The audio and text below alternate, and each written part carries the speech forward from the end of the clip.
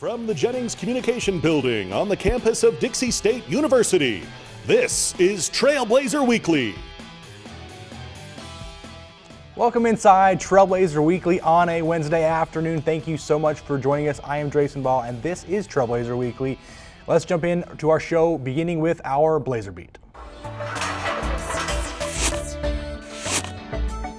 Blazer Beat this week is a loaded one as men's basketball splits with Utah Valley University defeating them 93-89 in Game 2 of that match after following a loss of 89-74. Hunter Schofield in the win had a career-high 31 points to help Dixie State defeat the Wolverines 93-89. Softball defeated Southern Utah University in a 5-4 victory. Over the weekend, Mallory Eldridge went 2 for 3, drove in 2 RBIs to help Dixie State in the win, and Carissa Burgess pitched well, 3 and 2/3 innings pitched, 4 hits, 1 run, and struck out 5 batters in the process. Women's soccer drew a draw against Southern Utah University on Sunday afternoon, a 1-1 draw against the Thunderbirds after a 2-1 heartbreaking defeat against the University of Utah in overtime just a few days prior. A tough loss there to the University of Utah there in overtime. But that is our Blazer Beat. Let's jump right into our question of the day. And our question of the day today is about local rivalries for Dixie State as they've transitioned into the WAC. We obviously had an announcement a couple weeks ago that a few schools in Texas alongside Southern Utah University would be joining Dixie State in the Western Athletic Conference, a monster announcement for Dixie State and their program. And I wanted to talk just a few minutes today about kind of the local rivalries that Dixie's going to have now. Southern Utah University, the University of Utah Valley University, UNLV is in the WAC for several sports in Dixie State here in the WAC. Grand Canyon University, obviously not too far away, and then California Baptist, an old classic rivalry from the Pac West days. Dixie State is going to have a lot of local and not only that, in-state rivalries against SUU and UVU. And, I attended the women's soccer match on Sunday against Southern Utah University, and there was almost 600 people for this women's soccer match on a Sunday. And it was probably the most fans I've ever seen at a women's soccer game or any soccer game for Dixie State in their few years that I've been a part of the school. And so I'm really excited for these teams, these local rivalries that Dixie State is going to be able to have in the Western Athletic Conference. In the RMAC, there was a lot of teams from Colorado. You had Colorado School Mines, CSU Pueblo, Regis, Colorado Christian. You had all these schools from Colorado, Western Colorado, that really were kind of a local rivalry, a local, something to play for because you knew the other schools that were in your conference. There wasn't that sort of environment with Dixie State in the RMAC, but now in the Western Athletic Conference with some of these local schools and in-state schools, they're going to be able to renew those rivalries. Name recognition is going to be huge, so that when you're a fan, you can see that they're playing University, the Southern Utah University, Utah Valley, or whatever, and you're going to be able to attend those games because you're excited and you recognize the names of those schools. So I'm really excited for Dixie State's in the WAC. But let's transition into our By the Numbers segment as we wrap up this first bit of our opening segment, and it's against the DSU game against Utah Valley University, that 93-89 victory against the Wolverines. Hunter Schofield's 31 points in that game, obviously a career high for him, the highest individual point total for any Dixie State men's basketball player since Jack Pagankoff scored 32 points last season against Colorado Mesa on March 6th, so almost a year to the date for that high scoreman of 31 points for Hunter Schofield. And then the Dixie State's 93 points in that matchup, highest total so far this season, and the highest point total that Dixie State has scored as a team since they scored 97 points in a loss against Colorado Christian back on February 22nd. So almost a year apart from two of the highest performance individually and as a team for Dixie State's men's basketball team. But that will do it for us in our first segment. When we come back, we're going to be talking to head coach Johnny Broadhead of the men's soccer team. Back after this timeout on Trailblazer Weekly. There's a rush coming. Let's rush best 9 plays from last week in Region 9. Number 1 better be good. One-handed grab, and Luke Wright is going to score a touchdown on one of the better grabs you'll ever see in high school football. Lawrence, are you going to do anything, or are you just going to sit there? This is Henry Bouchard, Cape Girardeau, Missouri. I never found a customer base more in need of fine American-made sucking power than I found up and down the Wasatch Front in the mid-1980s. There's one thing coaches love, it's media guys telling them how good or bad their team is. My pick for the 4A state championship this year when it comes to football is the Stansbury Stallions. Give me a break. This isn't a contest about who can shovel the most corn silage. I like Pine View.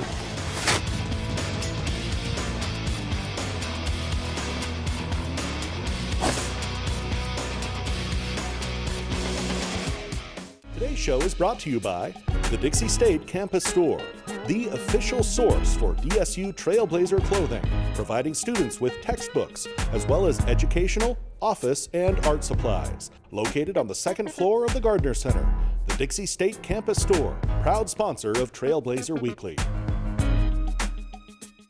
Welcome back inside Trailblazer Weekly. Had a chance to sit down with the head coach of the men's soccer program, Johnny Broadhead, who's in his 4th season of the helm at the men's soccer program. Here's Coach Broadhead. Coach, thanks so much for taking some time out of your day to join our show. Perfect. Thanks, Drayson. Glad to be here. Good deal. Good deal. Hey, Coach, obviously, pretty crazy times. The season's just getting started, and I know you're excited, and I'm sure your players are excited to get this season underway finally after having, being postponed in the fall down to the spring. First game against Air Force, kind of a welcome to Division I. Obviously, tough loss there, 4-0. But obviously, just good to get out back onto the pitch and start getting these games underway. Have to imagine maybe a little bit of first game jitters or Division I jitters. Gets a nationally recognized opponent. Just kind of talk a little bit about first game against Air Force and what you saw from your players that you liked and what maybe you can work on. Yeah, I mean. We gave up 4 goals for sure, and you're not going to win games giving up 4 goals. 10 minutes in, our first goal that we gave up, we really want that one back. Just kind of falling asleep with our responsibilities defending a set piece. Very athletic team, Air Force, but we've got great athleticism as well, which showed in that game. But we really want that one back because it's one of those errors that's easy to fix and we keep that game 0-0 a little longer. It was okay the first 10 minutes. There were a couple balls rolling to guys, ball rolls under their foot. So there's some nerves and jitters. The guys get all pumped up to play. And they've got to keep a cool head to make sure they just do what's got them there. But the first whack game, that's going to be there. So we're able to carry on a bit and actually moved the ball pretty well and defended pretty well. Other than that situation there, it's kind of a silly foul that we gave up to, and that's something we're going to work on, limiting when we're risking fouls to create set pieces for other teams. Do we need to go in on a challenge like that to risk a foul? We've got numbers behind the ball. Let's just keep them in front of us. We're fine, and let them try to beat us in the run of play is kind of what they said instead of with the set piece. So did pretty well to bounce back, actually, moved the ball pretty well, and then unfortunately gave up another really bad goal on a set piece that we really wish we could have back. Just some players uncharacteristic mistakes, but it's an uncharacteristic game for everybody, being that first one. So then gave up a third one right before halftime. That was tough and didn't have much luck. We had created a great chance after the second goal, responded really well, got down the field, and created pretty much a chance that you shouldn't miss. And, ball goes off the post and out instead of posted in. And, credit to our guys. They really responded to the second goal, creating that. We're confident in our team, and we know we've got a team full of guys that can get it done. But we didn't have the luck either that day with the ball bouncing off the round post out. So and they got a third one, which that's something we'll have to learn from that third goal.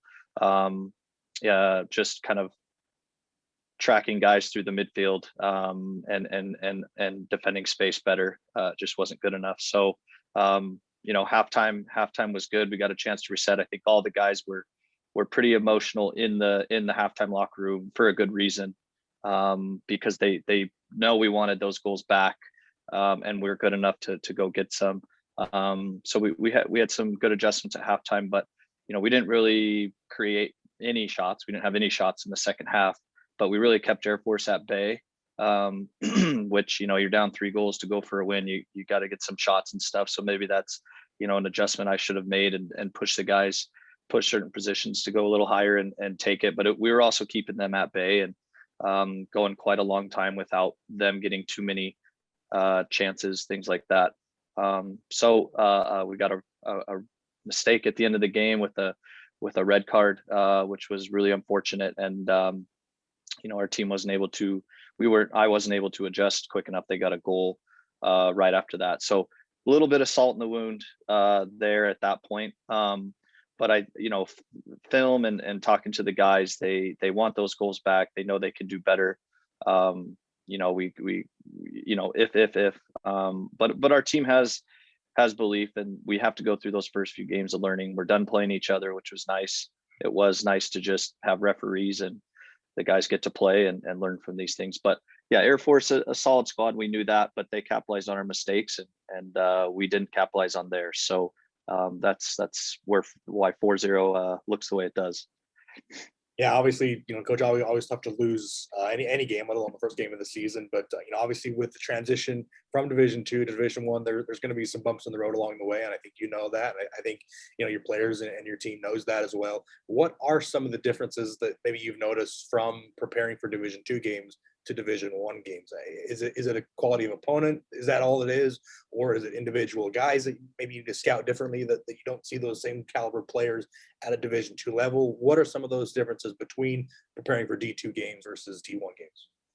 All that you just said. I mean, you know, each team's maybe top 3-4 guys are a step ahead than in Division II's top 3-4 guys. And then you know, other than that though, Division II, some of the top teams, you know, we were playing in the RMAC, and you know, they're also just as good. You know, we got beat up in our last game last fall. You know, Colorado School of Mines, and they go on and beat the number 1 team in the nation for D2 that hadn't lost yet, Azusa Pacific, in the NCAA tournament. And I think Air Force just played Colorado School of Mines in a scrimmage because they had a game canceled with San Jose State. They just played them on Saturday. I don't know what the result was there, but I think it's you know, it's that those top 3-4 players are definitely, they're more athletic, they're better skilled. There's pro scouts looking at them. You know, pretty much every game we play, there's players on the field that are being watched. So just the nerves of that stage. You know, men's soccer in the WAC has done very well, consistently sending at least 2 teams to the NCAA tournament and getting an at-large bid. You know, I don't know how it's situated at the rest of the sports in the WAC. Obviously, that one automatic bid, you know, you hope they go do well. But even I think it was 3 years ago, the WAC just missed out on sending a 3rd team for men's soccer to the NCAA tournament. So they just fell out of the RPI. So we are definitely in a conference that's on the rise for Division I for men's soccer. So those top 3-4 players are definitely better. The athleticism, you know, I think is there. It's more apparent, but you know, programs and how they're funded and all that stuff goes into play. How they travel, how they act, and they've been there before and we haven't. So we just got to get over that hump. And that first game was such a great. I mean, we were all waiting for it for so long. Every sport has been. And you just want to get that done and out of the way. So now the players have something to look back on and say, that's how it has to be. That's how it's going to be. I mean, we didn't have that for a while. So we've played some spring games against Division I's, but in the spring, it's a little different. Seniors have moved on. You know, your young guys are getting talent. So we've had those games before, but the nerves and in front of the home crowd and kind of letting in some goals like that was tough. But I think our guys responded well with their play. And you know, the Air Force coach said, you know, we didn't expect you guys what you had athletically. We didn't know we were going to be up against that. They, you know, all the coaches that watched gave us credit and said, you know, we know you guys are going to turn this around. You're going to build something there. And so there's a lot of confidence coming our way, but 4-0 is 4-0. So we want a chance to play again and respond to that. Yeah, certainly can't imagine you want to get back on the field after having a couple of matches canceled or postponed here, but about another couple of days before you get back out onto the pitch. You mentioned a little bit about your team had some seniors move on. Just two seniors on this team this year. A lot of young guys, a lot of underclassmen that you mentioned that are going to get some experience and are going to get some playing time as a result. How's that going to benefit your program going forward, knowing that you've got a lot of young guys, a lot of young talent that are going to see a lot of minutes this season? Big time. It's going to benefit big time because I mean, even last year, our last year in the RMAC, I think consistently in our starting lineup had 7 freshmen starting. So you got 11 on the field at a time, and when that majority are freshmen, they come into this year just already having all that experience, and then doing that again this year. It's gonna create some continuity, gelling. Some guys are just gonna know what each other do that much better. Any coach would like that situation. So I'm very happy that we have that. The seniors that we have, the upperclassmen, are great leaders. We've had them for a couple years. We had 2 sophomores last year as captains. So that's kind of untraditional, but just their experience. They both redshirted. And how they carried themselves through redshirting, and their understanding of how to lead younger guys and lead a team has been great. So not too many older guys, but the ones that are there are great leaders, and the young guys enjoy learning from them. And we've got a lot of experience moving forward. We will after this year too. So it's every coach wants that. They don't want to have new guys every year. They want to have continuity, and we'll have that moving forward. So it's going to be very nice. It'll be fun to watch those underclassmen continue to grow in your program, Coach. Wanted to touch on a few things here. Games against CBU, old rivalries from the Pac West days. Grand Canyon, a local team here that's fairly well known. Obviously, you've got UVU, UNLV that's very local as well. How are those kind of, not necessarily in-state with UVU, but in-state, but of those local programs that you can kind of develop rivalries with? How important is that going to be for your team? And I'll preface it with this: women's soccer played SUU last night, and I know that men's soccer doesn't have a program in SUU, but it's more people that I've ever seen at a soccer game here at Dixie State.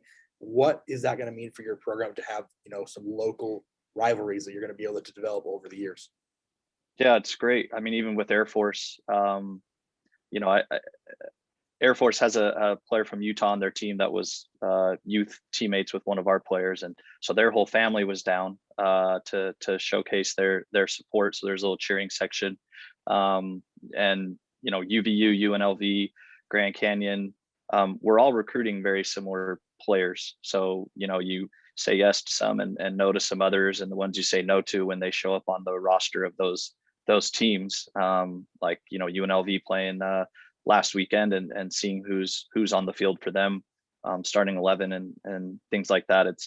It gets very exciting. Our team hasn't quite had that opportunity. I mean, you mentioned Cal Baptist and creating that rivalry. That's a 6-hour bus ride, but the UNLV, the Grand Canyon, the Utah Valley, there's a lot of players that used to play with each other. All of us coaches know each other, way too well.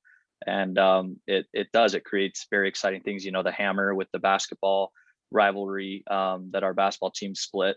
All the sports finding success, it's just going to help those rivalries. So I give credit to our other sports teams that have done well so far. But that is exciting, that all these sports just right down the road from each other, playing each other twice a year, 3 times a year in a tournament, possibly, things like that. For the fans, they start to learn who some of these people are. But I'll also say one of the more exciting parts, just for kids in Utah, I grew up playing soccer in Utah, and when I graduated from high school, there was Westminster was an NAIA sports programs, but I think Dixie was, I'm old, so Dixie was still a junior college. Utah Valley hadn't gone Division I yet. There were no NCAA men's soccer programs in the entire state, even with junior college. So there wasn't much in state. And so now, being at UVU when they started their program, Salt Lake Community College, Snow, Utah State, University Eastern, Now Westminster being Division II, Dixie doing what we're doing, like for a kid in the state of Utah, everyone likes to be able to stay close to home, but what the rivalries do for youth and giving them like a vision of, wow, that could be me, that wasn't there for me growing up. I went to school out of state, which was a great experience, but it's the rivalries and things are going to do a lot for our players. It gets more exciting. They know guys on the other team. It gives them a bit of confidence. Like, I know I can play against them instead of this team you've never played before. Like, ooh, what are they like? So it gets very heated for the players, which is what they want, right? But I think even so for the youth, I'm hoping they grab onto those rivalries and see the local schools and something they could be a part of in the future, is that it wasn't there before. So I think that's huge and giving those kids goals. But we're going to enjoy it. I like the coaches in the WAC. Grand Canyon, Shells Hyman, he's retiring at the end of the year. He coached MLS for several years. He's Hall of Fame, coach going out after this year. But the rest of the coaching staffs in the WAC, I've had plenty of experience with. They're phenomenal coaches, classy people, and they want to see our conference show well on a national stage. So, we always say, friends in the boardroom, competitors on the field, because we're all kind of supporting each other. We want to see the top team showcased well. So it's the rivalries will be lots of fun for our guys. No doubt about it, Coach. I'm certainly looking forward to those matchups a little bit later on this season with UVU and UNLV on Senior Day here at Greater Zion Stadium. It's going to be fun to watch your team compete in those games.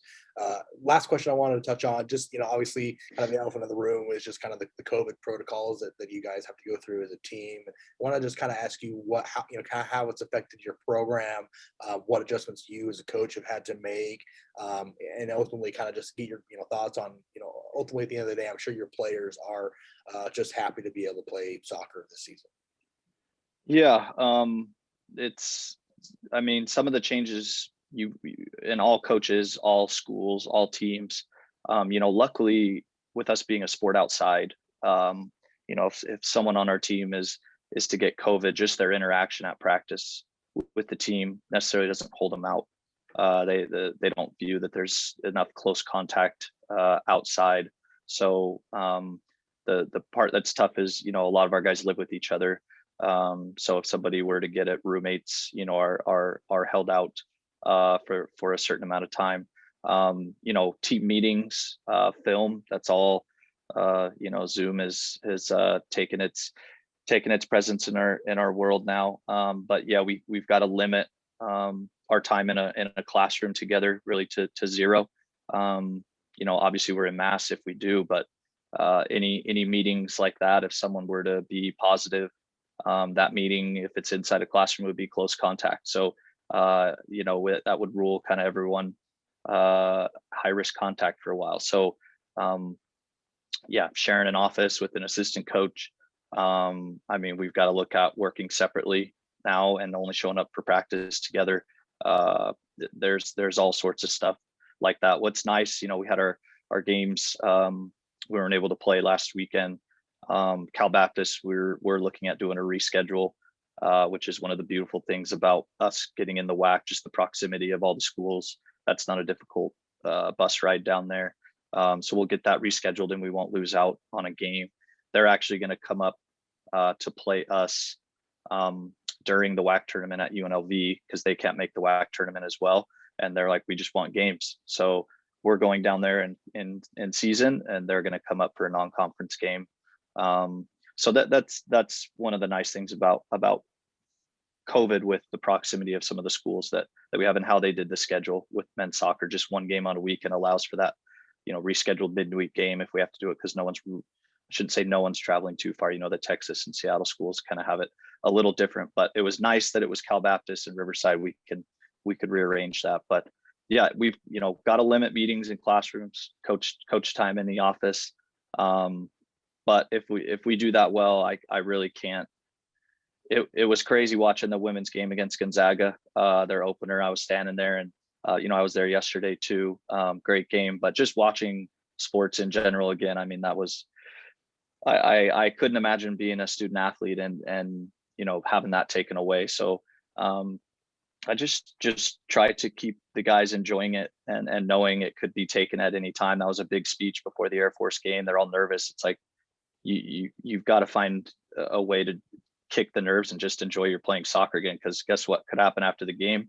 Something could come up and our games the next week and then there we go. You know what I mean? So it's like it's such a fine line, and that's not fun to think about. So we take a moment of silence every day, training and games. Get your head clear and just realize how lucky you are to be here. It wasn't taken from you, and just keep a good perspective on how lucky you are to do what you do in a time like this. So credit to everyone, administrators, refs, the medical advisory committees for the WAC, the NCAA, for them to get things in place. They're changing all the time and it's easy to complain about, but for them to get things in place so these kids can play, it's pretty remarkable, and I'm very appreciative for it, for sure.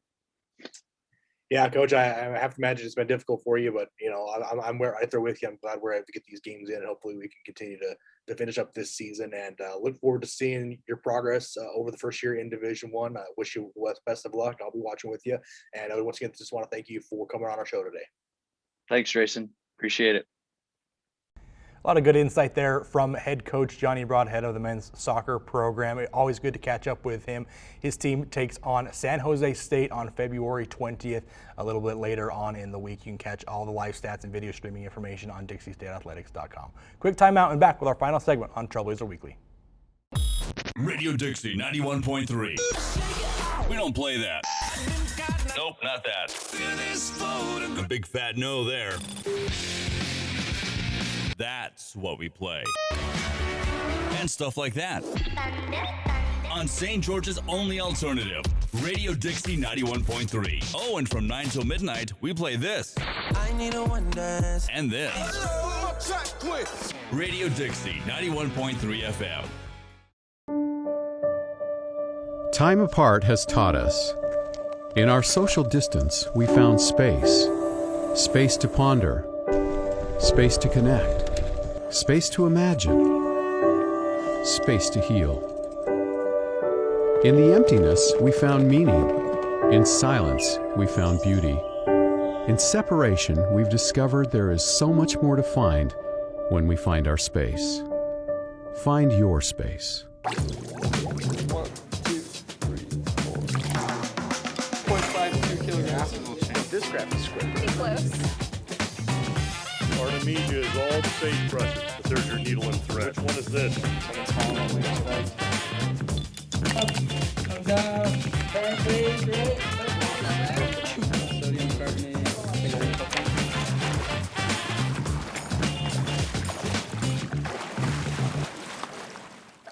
Today's show is brought to you by Rock Canyon Bank, serving Utah businesses and agriculture for over 25 years, with locations in Pleasant Grove, Orem, Provo, Spanish Fork, Fillmore, and at 94 East Tabernacle, right here in St. George.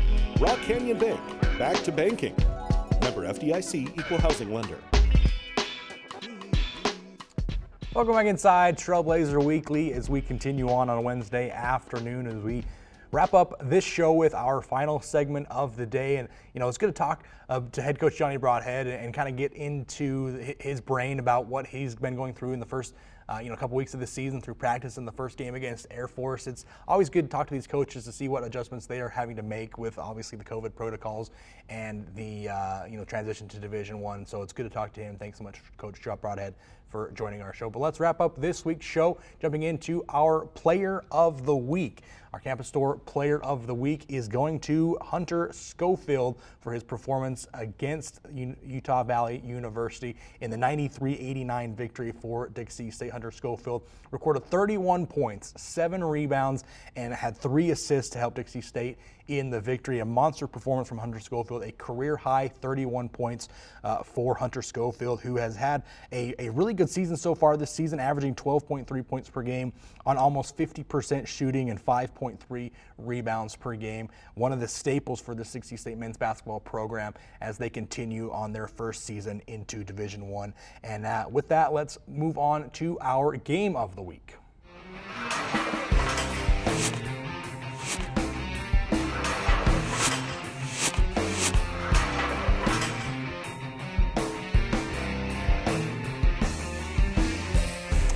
This week's game of the week is softball, taking on number 2 Washington this weekend. Dixie State played Washington 2 times earlier in the season already. We've already 4 games into the season. They've already played them twice, but Washington is the number 2 team in the country. Dixie State had them on the ropes in the first game of the season. They had a 5-3 lead going into the last inning, the 7th inning, and Dixie State gave up 3 runs there to ultimately lose to number 2 Washington 6-5, but they did have them on the ropes. I'm looking forward to the rematch, the 3rd rematch of the season so far, as Dixie State played them once again a couple days after their initial game and lost 7-0. But this is the game of the week. It's going to be a good one. See if Dixie State can bring in the number 2 team in Washington in the country here at Carl Brooks Field at Dixie State University, and see if they can get a win over the number 2 ranked team in the country. Would be a great way to get their first win in Division I. But that wraps up our show today. Make sure to follow us at DSU Blazer Weekly on Twitter and Instagram, and Trailblazer Weekly on Facebook, and we'll see you next time. Go Trailblazers.